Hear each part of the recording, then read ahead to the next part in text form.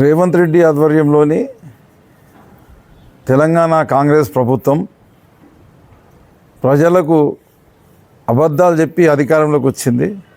ఈ అబద్ధాలు ఏడాది నుంచి చెప్పుకుంటూనే వస్తున్నారు.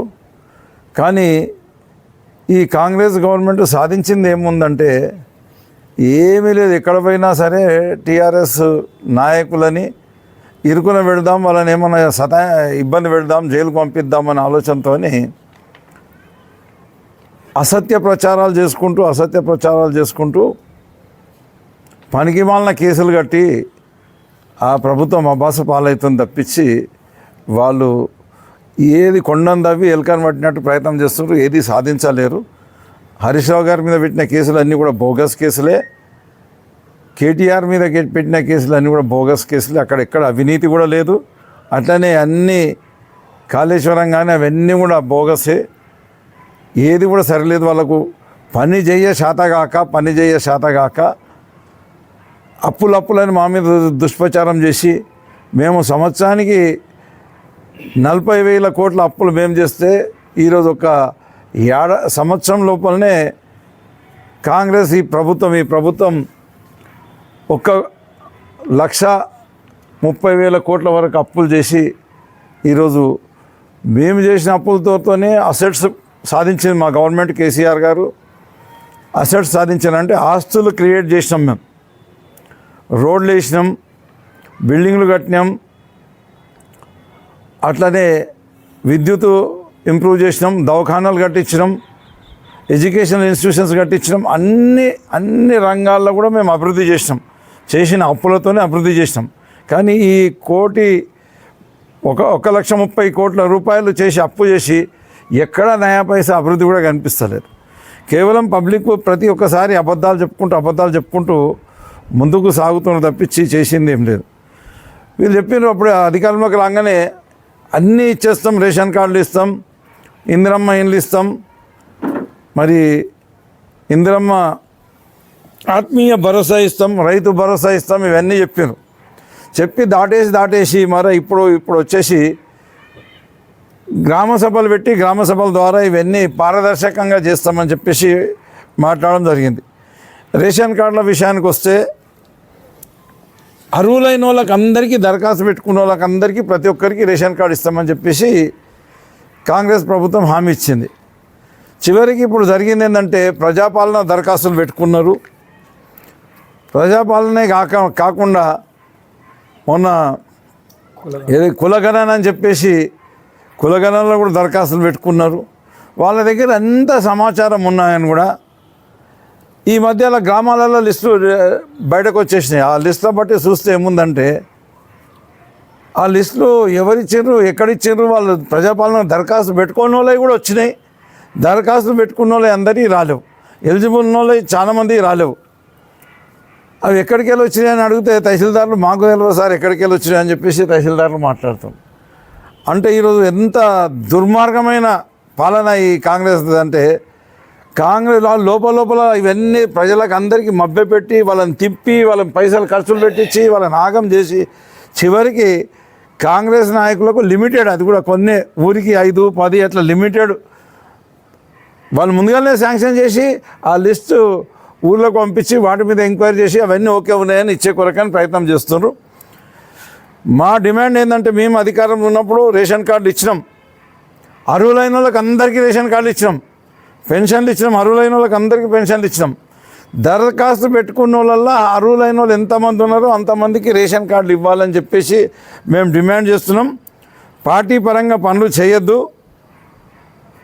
పేద ప్రజలకు అన్యాయం చేయొద్దు, అర్హులైన వాళ్ళకి అందరికీ రేషన్ కార్డు ఇవ్వాలని చెప్పేసి నా డిమాండ్. ఎన్నో ఉదాహరణలు ఉన్నాయి.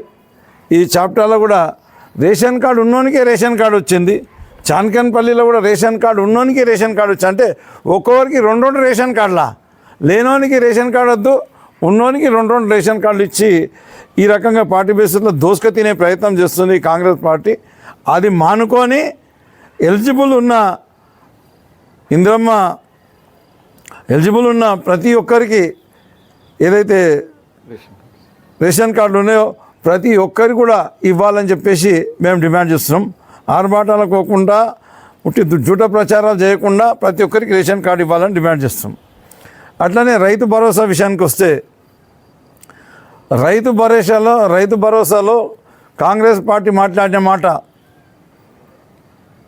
ఎలక్షన్ కాకముందు, ఎమ్మెల్యే ఎలక్షన్ కాకముందు 2023లో డిసెంబర్ 3 తారీఖు లోపల తీసుకుంటే మీకు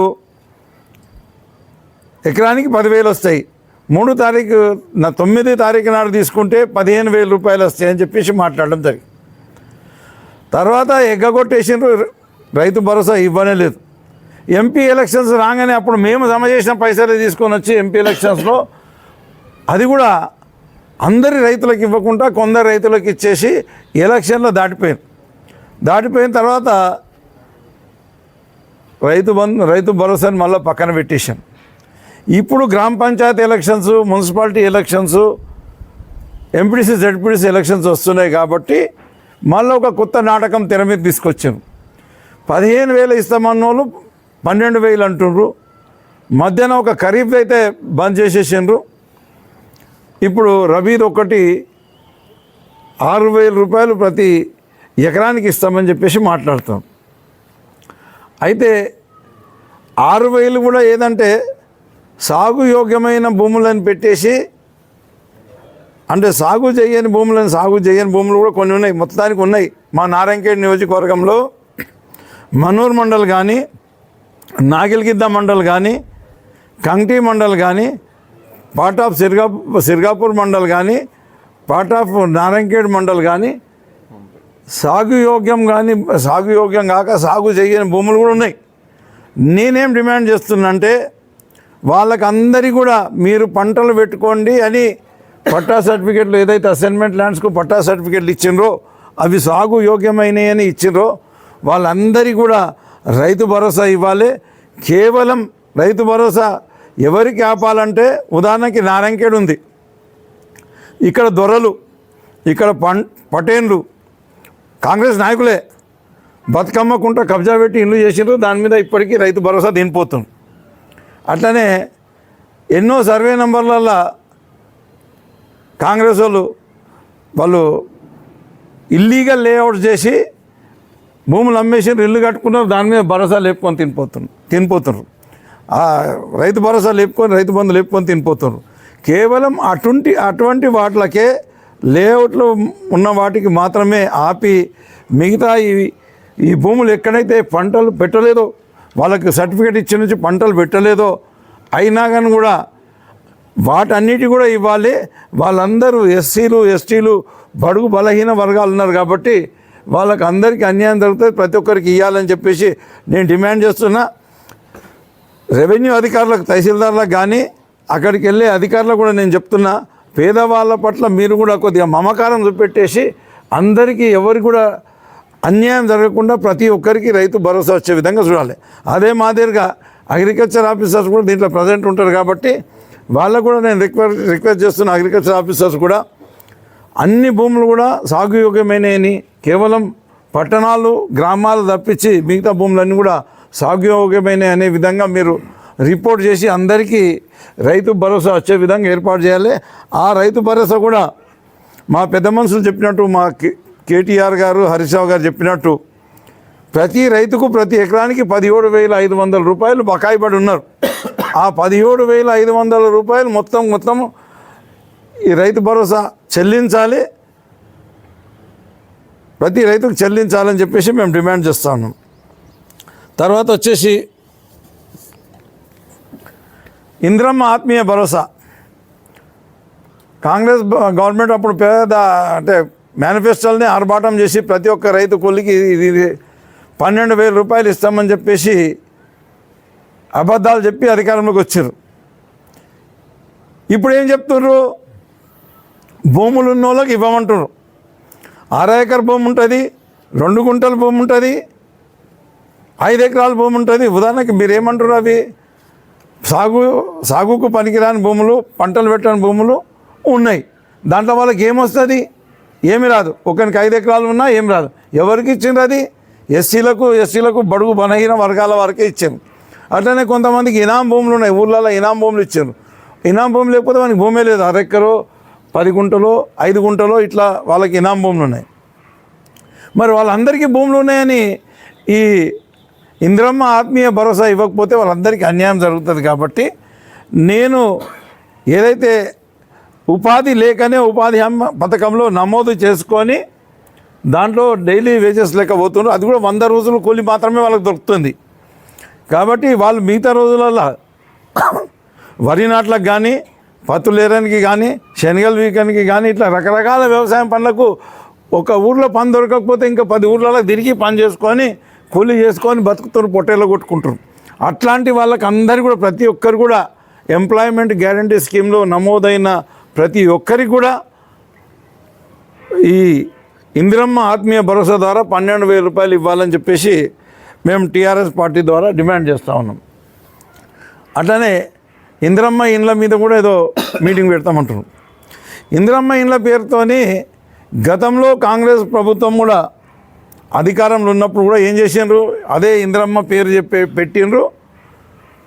ఊరికి 200, 300, 500 ఇండ్లు మంజూరు చేసి ఈ దొంగ నాయకులే దీనిపైన పైసలని ఇప్పుడు ఏదో వాళ్ళు కట్నా కొద్ది ఇస్తాం, అట్టిస్తాం, ఇట్టిస్తామని అంటారు. ఓకే, ఇక్కడ కూడా మేము డిమాండ్ చేసేది ఏంటంటే ఎలిజిబుల్ ఉన్న వాళ్ళకు మాత్రమే ఇండ్లు ఇవ్వాలి. కానీ మీరు మళ్ళొక కొత్త మోసానికి తెరలేపారు. ఈ ఎన్నికలను దృష్టిలో పెట్టుకొని మీరు ఊరికి 200 అప్లికేషన్స్ వస్తే 200 ఆన్లైన్లో చూపిస్తారు, 400 అప్లికేషన్స్ వస్తే 400 ఆన్లైన్లో చూపిస్తారు. మీ అందరికీ ఇండ్లు అయినాయని చెప్పేసి ఆశ పెట్టి రేపు ఎలక్షన్లో ఓట్లు సాధించుకొని మళ్ళొక్కసారి ప్రజలని తొక్కేద్దామని ఆలోచన చేస్తున్నారు.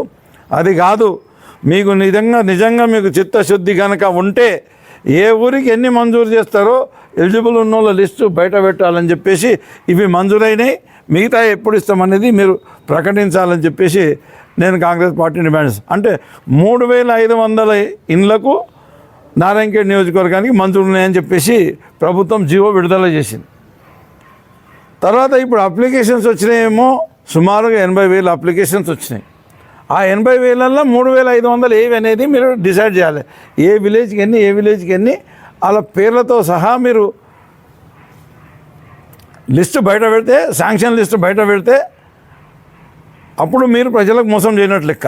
లేకపోతే మీరు లిస్టు పెట్టుకుంటా ప్రజలకు మోసం చేసి మళ్ళీ ఒకసారి ఓట్లు గడించుకుంటామంటే మేము కూడా ప్రజలకు పోతాం, చెప్తాం వీళ్ళు దొంగలు ఉన్నారు, మొత్తం మంజూరైనాయి గివ్వే అని చెప్తాం. కాబట్టి మీరు ఎలిజిబుల్ ఉన్న వాళ్ళకి అందులో కూడా గవర్నమెంట్ ఇస్తామంటుంది, ఎలిజిబుల్ ఉన్న వాళ్ళకే ప్రతి ఊళ్ళో సెలెక్ట్ చేసి ఆ ఇందిరమ్మ ఇండ్లు కూడా లిస్టు కూడా బయట పెట్టాలని చెప్పేసి డిక్లేర్ చేయాలని, ఇండ్ల శాంక్షన్ లిస్ట్ డిక్లేర్ చేయాలని చెప్పేసి మేము డిమాండ్ చేస్తున్నాం. అదే ఎలిజిబుల్ ఉన్న వాళ్ళకి ఇవ్వాలని చెప్పేసి డిమాండ్ చేస్తాం. Thank you. అంతే కదా.